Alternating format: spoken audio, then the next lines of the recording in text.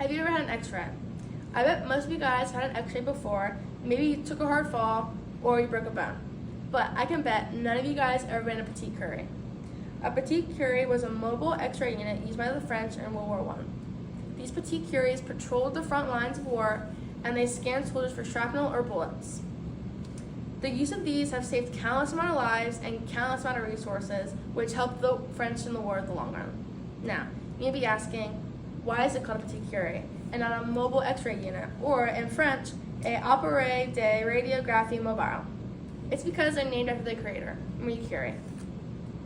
Before we get into her accomplishments, I'm gonna give you some background.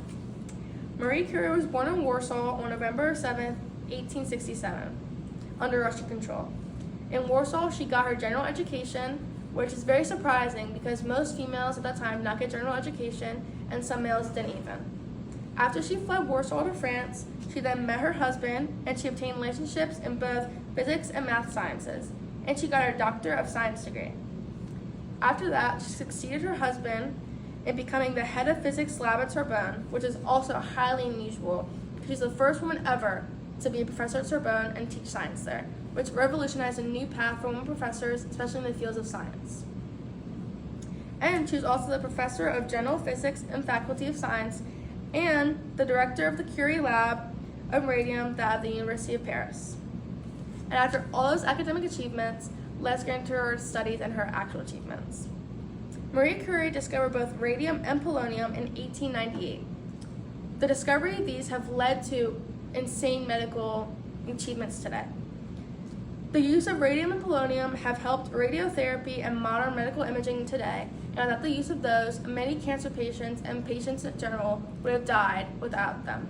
So the use of those have greatly helped our medical situation in the USA and everywhere else in the world. She also helped pioneer and coined radioactivity, and this is where it gets really cool. She was the first woman ever to win a Nobel Prize, and the first person and only woman to win 2 Nobel Prizes. She won her first Nobel Prize in physics in 1903, and she won her second Nobel Prize of chemistry in 1911. And I think her last achievement, And she also won the Davy Medal of Royal Society with her husband. And even though she's all these academic and physical achievements, we still have to realize she is still human. Marie Curie has had an everlasting impact on science today.